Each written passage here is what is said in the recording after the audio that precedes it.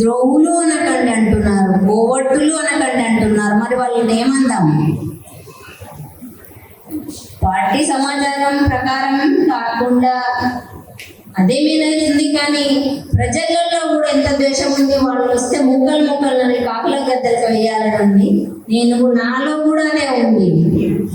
చిన్న తాను పార్టీతో కానీ పార్టీ రామచంద్ర రెడ్డి కానీ కోసదానతో కానీ వాళ్ళకి ఎలాంటి శత్రుత్వం లేకుండేరు అని ఇప్పటికి కూడా నేను అనుకుంటున్నాను. కానీ దొంగిపోయారు, మోకరిల్లారు, ఆయుధాలను వాళ్ళ కాళ్ళ మీద పెట్టి కాళ్ళు మోకరిల్లారు కాబట్టి వాళ్ళకి ఏదో సమాచారం ఇవ్వాలి. కాబట్టి వాళ్ళకి అందుబాటులో ఉన్న నిరాయుధులైన మైదాన ప్రాంతాల్లో ఉన్నటువంటి ఈ ఇద్దరి పేర్లు చెప్పి, అసలైతే నాకు సమాచారం ఏంటంటే వాళ్ళు మల్లోజుల వేణుగోపాలరావు ఏదైతున్నారో ఆయన సంవత్సరం క్రితమే ప్లాన్ ప్రకారంగానే భార్యను అక్కడి మహారాష్ట్ర సీఎం దగ్గర పంపించారు. తన ఎత్తుబడులన్నీ అక్కడ నుండి లొంగుబాటు చర్య జరుగుతున్నానని అప్పుడే ఆ మాటలన్నీ వచ్చాయి. కానీ మనం ఏమనుకున్నాం, మన నవలకేశ్వరరావు గారు పార్టీ సెక్రటరీ ఆయన ఖండించారు. ఈ ముసుగులో ఉన్న వాళ్ళు బయటికి రాలేదు, కనిపెట్టలేకపోయారు పార్టీ. అది కూడా ఒప్పుకున్నారు.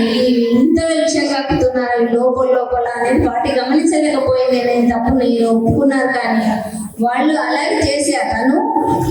తన వల్ల వాసుదేవరావు కూడా తన కుట్ర ప్రకారం పద్ధతి ప్రకారంగా తన భార్యను కూడా 3 నెలల క్రింద బయటికి పంపించి, అసలైతే చిన్న ఇన్సిడెంట్, చిన్న సీక్రెట్ కూడా మన గవర్నమెంట్ దగ్గర పోలీసుల దగ్గర దాచలేకుండా ఉన్న రోజులలో తను వచ్చి డైరెక్ట్ గా ఇంట్లో ఉండడము అది ఒకటి కుట్రనే. వాళ్ళు అంటే వాళ్ళు ఫస్ట్ నుండి చేసుకుంటూ వస్తున్న ప్లాన్ ప్రకారంగానే వాళ్ళని అరెస్ట్ చేయించడము ఇవన్నీ జరుగుతూనే ఉన్నాయి.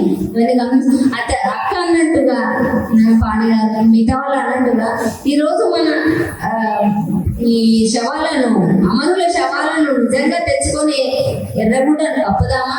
మరి వాళ్ళకే అప్పచెప్పి పోలీసులకు ప్రభుత్వానికి అప్పచెప్పి వాళ్ళ ఇష్ట ప్రకారం జరుపుకుందామా, లేకపోతే అనాథ శవాలను పడేద్దామా అనే ప్రశ్న మీ అందరిలో తలెత్తాలి.